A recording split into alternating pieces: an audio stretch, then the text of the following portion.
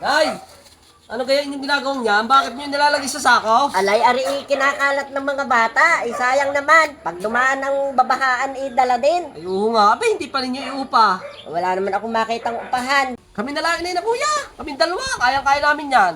Inyong ipapakayaw na sa amin. 2,000. Ala, wag ng pakyaw. Arawan na laang. At di kung anong inyong makaya, hindi yun na laang. Hindi naman ipinagmamadali. Ay, sige ho. Tatawagin ko lang ang kuya. At aming umpisa na ngayon yan. Taslaw! Oh, Samahay ako. saan? Ipinasasako ng ina yung kanyang buhangin at tayo daw iaarawan na lang. Hirap magtrabaho ng arawan. Alam mo ako yung nangungumpay pa, nangangahoy pa.